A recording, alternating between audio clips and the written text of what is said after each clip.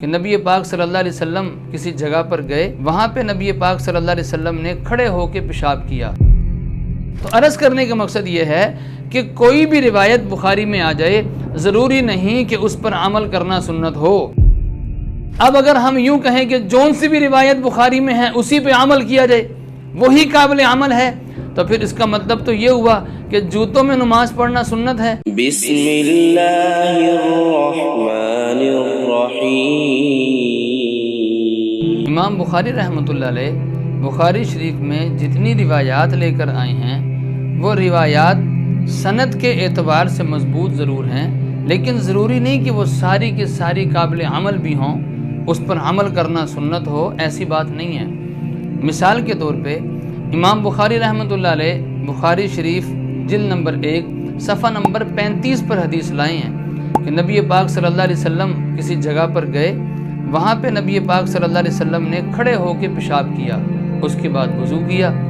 اب کھڑے ہو کر پیشاب کرنے کی روایت امام بخاری شریف میں لائے ہیں،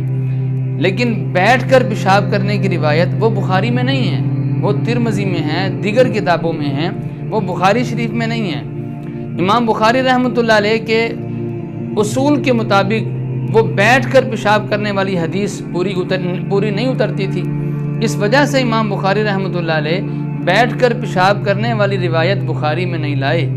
اب دیکھیں بخاری شریف میں حدیث کھڑے ہو کر پیشاب کرنے کی ہے، اب ضروری نہیں کہ یہ کھڑے ہو کر پیشاب کرنا یہ سنت ہو گیا، سنت بیٹھ کر ہی پیشاب کرنا ہے۔ اسی طرح امام بخاری رحمۃ اللہ علیہ جلد نمبر 1 صفحہ نمبر 31 اور 32 پر حدیث لائے ہیں کہ نبی پاک صلی اللہ علیہ وسلم نے وضو فرمایا اور وضو کے دوران ایک ہی چلو سے کلی بھی کی اور اسی چلو سے ناک میں پانی بھی ڈالا۔ حالانکہ بالاتفاق سب کے نزدیک سنت یہ ہے کہ کلی کے لیے پانی الگ لیا جائے اور ناک میں پانی ڈالنے کے لیے پانی الگ لیا جائے، لیکن امام بخاری رحمۃ اللہ علیہ حدیث لے کر آئے ہیں کہ ایک ہی چلو سے دونوں کام کیے جائیں، جبکہ سنت کیا ہے کہ الگ الگ پانی لیا جائے دونوں کاموں کے لیے۔ اب امام بخاری رحمۃ اللہ علیہ جو حدیث لے کر آئے ہیں ایک چلو سے دونوں کام کیے جائیں، سنت یہ نہیں ہے۔ سنت جو ہے وہ یہ ہے کہ الگ الگ کام کے لیے الگ الگ پانی لیا جائے۔ اب اس کی بھی روایات موجود ہیں، دیگر کتابوں میں ہیں، بخاری شریف میں نہیں ہیں۔ تو عرض کرنے کا مقصد یہ ہے کہ کوئی بھی روایت بخاری میں آ جائے، ضروری نہیں کہ اس پر عمل کرنا سنت ہو، ضروری نہیں کہ وہی قابل عمل ہو۔ امام بخاری رحمۃ اللہ علیہ سند کی مضبوطی کو دیکھتے ہوئے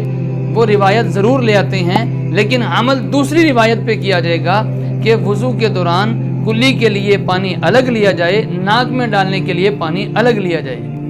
اسی طرح امام بخاری رحمۃ اللہ علیہ جلد نمبر 1 صفحہ نمبر 56 پر حدیث لے کر آئے ہیں، نبی پاک صلی اللہ علیہ وسلم نے نماز پڑھی اور نماز حضور صلی اللہ علیہ وسلم نے جوتوں میں پڑھی ہے۔ اب جوتوں میں نماز پڑھنا تو سنت نہیں ہے، سنت تو یہ ہے کہ جوتے اتار کے نماز پڑھی جائے،